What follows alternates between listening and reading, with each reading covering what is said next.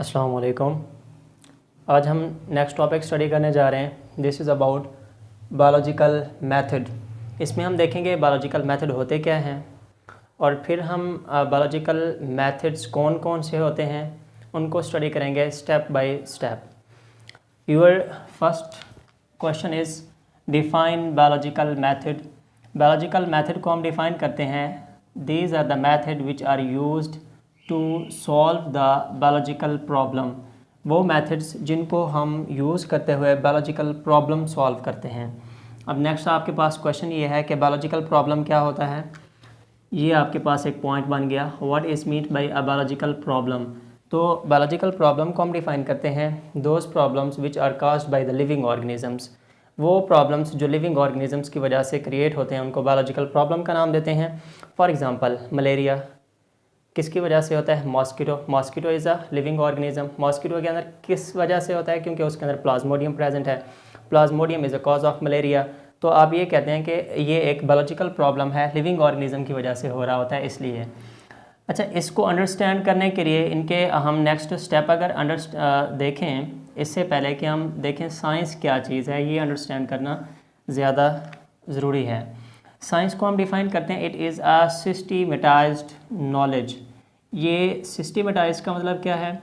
It means arranged knowledge. Systematise mean arranged knowledge, mean एक sequence की form में present होता है, उसको कहते हैं अरेंज्ड नॉलेज। या आप इसको कहते हैं it is a scientific knowledge. ये एक साइंसी इल्म है। साइंटिफिक नॉलेज इसलिए कहते हैं क्योंकि इसमें एक्सपेरिमेंट्स हुए होते हैं, या फिर हम इसमें यूज़ करते हैं लॉजिक्स रीजनिंग्स हम यूज़ करते हैं, इसलिए इसको साइंटिफिक नॉलेज कहा जाता है। थोड़ा सा अगर हम कंपेयर करें आर्ट्स को और साइंस को, तो डिफरेंस ये होता है आर्ट्स के जितने भी अलूम हैं उसमें एक्सपेरिमेंट्स परफॉर्म नहीं हुए होते, जबकि साइंस के अलूम में क्या होता है? एक्सपेरिमेंट्स, तजर्बात, तहकीक की होती है। अच्छा, इस साइंस के या बायोलॉजिकल मेथड्स को किस बेस पे किया जाता है? On the basis of experimental inquiry. Experimental inquiry कहते हैं आप किसी चीज़ की जांच पड़ताल करना with the help of experiments, investigation करना एक्सपेरिमेंट के थ्रू। तो बायोलॉजिकल मेथड को एक्सपेरिमेंटल इंक्वायरी के थ्रू देखा जाता है, उसकी जांच की जाती है। इसके कौन कौन से स्टेप्स होते हैं? Number first step is observation. Observation हम उर्दू में इसको कहते हैं मुशाहिदा करना, मुशाहिदा। ऑब्जर्वेशन को हम डिफ़ाइन करते हैं, the act of being noticing something, किसी चीज़ को नोटिस करना या किसी चीज़ को जज करना। फॉर एग्ज़ाम्पल आपके पास एक गिलास ऑफ वाटर है, तो उसका आप सबसे पहले कलर देखेंगे कि उसका कलर कौन सा है। अगर कलर उसका सही है तो आप ये कहेंगे कि ये पीने के काबिल है। अगर उसका कलर सही नहीं तो आप ये कहेंगे कि ये पानी पीने के काबिल ही नहीं है। सम टाइम ऐसा होता है कि ऑब्जर्वेशन बाय चांस हो जाती है, उसको कहते हैं chance observation. For example Newton एक ट्री के नीचे सोए हुए थे और उन्होंने देखा कि ऊपर से एक एप्पल गिरा और वो ज़मीन के ऊपर आके गिर गया। उसने ये देखा कि ये एप्पल ज़मीन के ऊपर ही क्यों गया, ऊपर क्यों नहीं गया। तो फिर उसने इस पर रिसर्च करना स्टार्ट की और लॉ ऑफ ग्रेविटेशन उसने डिस्कवर कर लिया।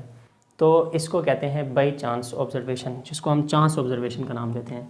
ऑब्जर्वेशन के लिए हम 5 सेंसेस का यूज़ करते हैं, हम 5 हिस्सों का यूज़ करते हैं। 5 हिस्स, सेंसेस कहते हैं हिस्स को, हिस्स, ठीक है। ये कौन कौन से 5 सेंसेस होते हैं? सेंस ऑफ टच, आप ऑब्जर्वेशन करते हैं थ्रू द टच। आप किसी चीज़ की को टच करके ये आइडिया लगा लेते हैं कि ये सॉलिड है या लिक्विड है, हार्ड है या सॉफ्ट है। स्मेल, आप किसी चीज़ को सूंघ के चेक करते हैं कि ये चीज़ सही है या ख़राब है। फॉर एग्ज़ाम्पल अगर आपने खाना खाना है तो आप चेक करते हैं कि खाने की स्मेल सही आ रही है तो आप कहेंगे ये खाने के काबिल है, अगर ख़राब है तो डेफिनेटली वो स्पॉइल्ड होगा। हेयरिंग, आपको आवाज़ सुनने से पता चलता है कि ये आवाज़ किस चीज़ की है। फॉर एग्ज़ाम्पल अगर कोई तिलावत कर रहा है कुरान पाक की, तो आपको पता चल जाएगा ये तिलावत की आवाज़ आ रही है। अगर आपको दूसरी तरफ आवाज़ आ रही है तो आप आइडेंटिफाई कर पाएंगे ये सिंगिंग की आवाज़ है, गाना चल रहा है। तो तिलावत और गाने की आवाज़ आप सुनते ही उसको डिफ्रेंशिएट कर पाएंगे। नेक्स्ट वन इज़ टेस्ट, आप उसको टेस्ट टंग से चेक कर सकते हैं कि किसी चीज़ का टेस्ट स्वीट है या उसका टेस्ट बिटर है। बिटर कहते हैं कड़वे को और स्वीट कहते हैं मीठे को। तो टेस्ट बड होते हैं टंग के ऊपर। Next one is vision. Vision आप करते हैं थ्रू द आइज़, मीन देख के आप किसी चीज़ को ऑब्जर्व कर सकते हैं। ये 5 सेंसेस होती हैं जो ऑब्जर्वेशन में इन्वॉल्व होती हैं, ऑब्जर्वेशन करने के लिए हेल्प करती हैं। ऑब्जर्वेशन की टाइप्स कितनी होती हैं? There are 2 types of observation. Number 1 is called quantitative observation, number 2 is called qualitative observation. अब हम देख लेते हैं क्वांटिटेटिव ऑब्जर्वेशन। ये अपने नेम से ही इंडिकेट हो रहा है कि क्वांटिटी, आप अगर इस वर्ड को गौर से देखें, quantitative, quantitative the word is derive from the word quantity. Quantity का मतलब होता है मिकदार, किसी चीज़ की मिकदार। तो हम मिकदार को जब रिप्रेजेंट करेंगे, क्वांटिटी को रिप्रेजेंट करेंगे तो एग्जैक्ट फिगर आएगा। क्वांटिटी मतलब 2 kg हो सकता है, हाफ ग्राम या 1 ग्राम वाटर हो सकता है। तो इसलिए इसको कहा जाता है क्वांटिटेटिव ऑब्जर्वेशन। इसको अगर हम डिफ़ाइन करें तो observation in which variables are measurable, इसमें वेरिएबल्स मेजरेबल होते हैं, उसकी पैमाइश की जा सकती है। अब ये वेरिएबल क्या होते हैं?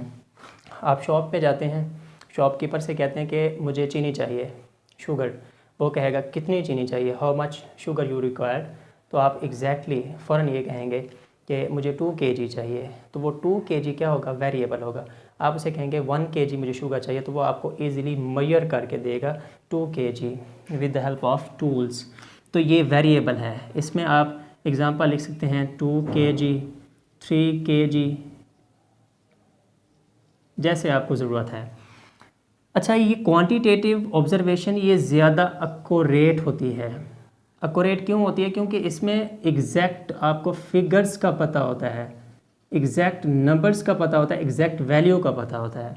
इसलिए हम कहते हैं it is more accurate than the qualitative observation. Next आपके पास है क्वालिटेटिव ऑब्जर्वेशन।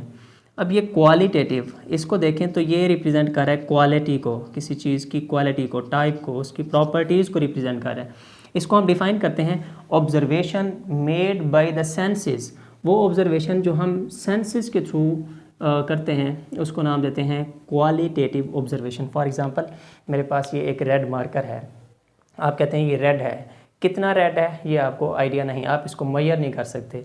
आप इतना कह सकते हैं ये डार्क रेड है या ये लाइट रेड है। तो ये मेजरेबल नहीं है, इसकी रेडनेस जो है, इसका कलर जो है वो मेजरेबल नहीं है। इसलिए हम कहते हैं इसकी एग्जांपल में variables are unmeasurable. For example colour या टेस्ट, आप चेक भी करते हैं, टेस्ट करते हैं किसी चीज़ को, कोई चीज़ मीठी है तो वो कितनी मीठी है आप उसको मेजर नहीं करते, बहुत मीठी है, कितनी मीठी कोई पता नहीं। अच्छा, इन ऑब्जर्वेशंस के बाद जो भी हमें इंफॉर्मेशन मिलती है हम उसको ऑर्गेनाइज करते हैं, हम उसके एक सीक्वेंस बनाते हैं। किस फॉर्म में? In the form of data. अब ये डाटा क्या होता है? It is a raw material. और हमारे पास रॉ मटेरियल है, सारे का सारा ऑब्जर्वेशन से जो हमें इंफॉर्मेशन मिली है हमने उसको डाटा की फॉर्म में अरेंज किया। अच्छा, ये हमारी ऑब्जर्वेशन कंप्लीट हो गई। अब हमने जो नेक्स्ट स्टेप यूज़ करना है ना बायोलॉजिकल मेथड में, वो होता है हाइपोथेसिस। हाइपोथेसिस आप कैसे करते हैं? इन ऑब्जर्वेशंस के थ्रू आपका ये एक नॉलेज बन गया, आपने ऑब्जर्व किया। आप इसमें 2 और चीज़ें यूज़ करते हैं, statement on the basis of experience. आप एक्सपीरियंस की बेस पे भी स्टेटमेंट बनाते हैं, या आप यूज़ करते हैं background knowledge of the event, या आप बैकग्राउंड नॉलेज यूज़ करते हैं। फॉर एग्ज़ाम्पल, अब इसमें हम एक चीज़ को डिस्कस करते हैं, एक्सपीरियंस। स्टेटमेंट जो हम बनाते हैं हाइपोथेसिस के लिए on the basis of experience. For example, first year की क्लास है, उसमें बहुत सारे स्टूडेंट्स बैठे हुए हैं।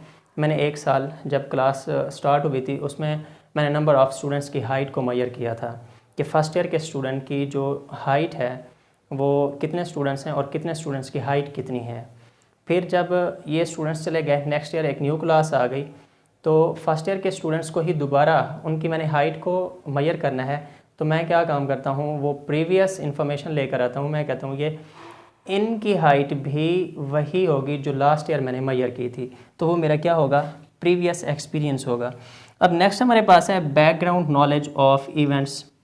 बैकग्राउंड नॉलेज का मतलब ये हुआ, जिस तरह कोविड-19 की वजह से स्टूडेंट्स को प्रमोट किया गया था 9th के मार्क्स की बेस पे 10th में, फर्स्ट ईयर की मार्क्स पे बेस पे सेकेंड ईयर में, तो जिस स्टूडेंट के अच्छे मार्क्स थे उसको आगे 10th में भी, 9th में अच्छे मार्क्स थे तो उसको 10th में भी अच्छे मार्क्स के साथ अपग्रेड करके प्रमोट कर दिया गया। वो किस वजह से? जो 9th के मार्क्स थे तो वो उसका एक बैकग्राउंड नॉलेज बन जाता है, background knowledge of the event बन गया। अब नेक्स्ट हमारे पास, अब इस पेज पे हम क्या करते हैं, फिर हाइपोथेसिस बनाते हैं। हाइपोथेसिस को हम डिफाइन कैसे करेंगे? It is a tentative explanation of observation. Tentative का मतलब होता है अनटेस्टिफाइड, मीन आजमाइशी या फर्जी आप इसको कहते हैं। ये एक्सपेरिमेंटल वेरीफाइड नहीं होती, इन्वेस्टिगेटेड नहीं होती। ये हाइपोथेसिस गलत भी हो सकता है। For example endosymbiotic hypothesis. Endosymbiotic hypothesis ये बताता है कि प्रोकैरियोटिक ऑर्गेनिज्म से यूकैरियोटिक ऑर्गेनिजम्स कैसे इन्वॉल्व हुए। इसकी एक और एग्जांपल है जिसको हम नाम देते हैं वेट हाइपोथेसिस। वेट हाइपोथेसिस हमें ये बताता है कि कैसे ऑर्गेनिजम्स हॉट वाटर से इवॉल्व हुए। फॉर्मूलेशन ऑफ हाइपोथेसिस, आप हाइपोथेसिस कैसे बनाते हैं? हाइपोथेसिस को बनाने के लिए हमारे पास दो तरीके होते हैं। कौन कौन से? एक है डिडक्टिव रीजनिंग और second one is called inductive reasoning. Reasoning कहते हैं लॉजिक्स को या थॉट को, सोच को। डिडक्टिव रीजनिंग को डिफाइन करते हैं, फिर इंडक्टिव रीजनिंग को डिफाइन करेंगे, फिर हम ये देखेंगे कि डिडक्टिव और इंडक्टिव में डिफरेंस क्या है, डिफरेंस को भी फाइंड आउट करेंगे। डिडक्टिव रीजनिंग हम इसमें मूव करते हैं from general to specific. General to specific का मतलब हम एक जर्नल बात करते हैं। फॉर एग्जांपल मैं आपसे कहता हूँ पाकिस्तान के सारे जितने भी शहर हैं, सारे शहरों का जिक्र करता हूँ, तो वो जर्नल बात है, सारे शहर। जब मैं किसी एक शहर की सिटी का जिक्र करता हूँ, फॉर एग्जांपल पाकिस्तान का एक सिटी जिसमें लाहौर है, तो वो एक स्पेसिफिक है। तो ऐसे ही हम ऑल द बर्ड्स, ये क्या है, एक जर्नल थिंग है। जब हम स्पेसिफिक करेंगे, किसी एक बर्ड का नाम लेते हैं, for example sparrow is a bird, तो यहाँ पे हम मूव कर रहे हैं from the statement will move from general to specific. किस केस में? In case of deductive reasoning. Deductive का मतलब होता है कंक्लूड करना, जर्नल बात करते हुए एंड पे उसको कंक्लूड कर देना। अब इसमें example according to your PTB, इसमें हम दो लॉजिक्स यूज़ करते हैं। वो दो लॉजिक्स कौन से होते हैं? एक इफ़ और दूसरा देन। इफ़ और देन का यूज़ किया जाता है किस पर्पज़ के लिए? To frame the testable hypothesis. एक टेस्टेबल हाइपोथेसिस बनाने के लिए इफ़ हम स्टार्ट में यूज़ करते हैं, देन हम एंड पे यूज़ करते हैं। For example, if all the birds have wing, sparrow is a bird, then sparrow will have wings. तो ये आपके पास एक जर्नल टू स्पेसिफिक भी हो गया और इसमें लॉजिक्स भी यूज़ हो गए, इफ़ और देन का भी। ये हो गया डिडक्टिव रीजनिंग। नेक्स्ट आपके पास आता है इंडक्टिव रीजनिंग। इंडक्टिव रीजनिंग बिल्कुल इसका अपोजिट है डिडक्टिव रीजनिंग का, जिसमें हम मूव करते हैं from specific to general. From for example, sparrow is a bird and it has wings, then eagle, pigeon, hawk, all these are birds, they also have wings. तो ये क्या है? From specific to general, mean हमने एक से बात की और सब की तरफ आ गई। ये मूव करता है specific to general, this is called inductive reasoning. अब इंडक्टिव रीजनिंग और डिडक्टिव रीजनिंग में डिफरेंस ये है, ये मूव करती है फ्रॉम जनरल टू स्पेसिफिक, और इंडक्टिव रीजनिंग में मूव करते हैं from specific to general. Next हमारे पास है कि ये साइंटिफिक मेथड्स के अलावा कुछ आर्ट्स के अंदर भी हम हाइपोथेसिस बनाते हैं। आर्ट्स सब्जेक्ट्स में भी, आर्ट्स के अलूम में भी वो किस तरह से बनाए जाते हैं? There are some other ways for the formulation of hypothesis. Number 1, imagination. Imagination हम कहते हैं तसव्वुर करना, ख्याल करना। अगर हमारे माइंड में आता है वो बहुत ही प्यारा लड़का है, तो हम सोचने लग जाते हैं, हमारे माइंड में एक इमेज बनना स्टार्ट हो जाता है, उसका कलर ऐसे होगा, उसकी बॉडी ऐसी होगी, उसके हेयर ऐसे होंगे, उसका कलर मीन कि डिसेंट किस्म का, तो वो होता है इमेजिनेशन। और इमेजिनेशन की बेस पे हम कहते हैं उसका करैक्टर भी अच्छा होगा। अब नेक्स्ट आता है एस्थेटिक प्रेफरेंस। एस्थेटिक कहते हैं ब्यूटी को, किसी चीज़ की खूबसूरती की वजह से उसको प्रेफर करना, फिर हम उस पर हाइपोथेसिस कर लेते हैं। Next one is called religion और फिलोसफिकल आइडियाज़। आप रिलीजियस की बेस पे भी आइडिया बनाते हैं। फॉर एग्ज़ाम्पल कि हमारा जो इस्लामिक वैल्यूज़ हैं, according to the holy Quran, कि अल्लाह ताला फरमाते हैं मैंने इंसान को एक लोथड़े से पैदा किया, और जब इस पे इन्वेस्टिगेट किया गया साइंटिफिकली तो ये साबित हुआ कि इंसान एक लोथड़े से ही बना हुआ है। उस लोथड़े को कहते हैं ज़ाइगोट। इंसान की जो फॉर्मेशन है, ह्यूमन बींग्स की फॉर्मेशन है, वो ज़ाइगोट से हुई। तो ये रिलीजियन आइडियाज़ हैं, रिलीजियन से लिया गया है, जिस पे हमने ज़ाइगोट को, और उसके बाद फ़िलासफ़िकल आइडियाज़ जो फ़लसफ़े के आइडियाज़ देते हैं। एनालॉजी, एनालॉजी कहते हैं दो डिफरेंट चीज़ें हैं, उनका स्ट्रक्चर डिफरेंट है बट उनका फंक्शन सेम है। फॉर एग्जांपल आपके पास एक शक्कर है और दूसरा चीनी है। शक्कर और चीनी का स्ट्रक्चर डेफिनेटली, उनका कलर भी और शक्कर भी डिफरेंट है, बट उनका फंक्शन क्या होता है, वो मिठास पैदा करते हैं किसी भी चीज़ के अंदर। नेक्स्ट है कंपेयरिंग, आप दो चीज़ों को कंपेयर करके भी हाइपोथेसिस बनाते हैं। फॉर एग्जांपल मेरे पास क्लास के दो सेक्शन हैं, एक है सेक्शन ए, दूसरा है सेक्शन बी। अब मैंने इन दोनों को अलग अलग किया हुआ है on the basis of their marks. तो सेक्शन ए को मैं कंपेयर करता हूँ सेक्शन बी के साथ, तो मैं कहता हूँ सेक्शन ए के स्टूडेंट्स ज़्यादा इंटेलिजेंट हैं।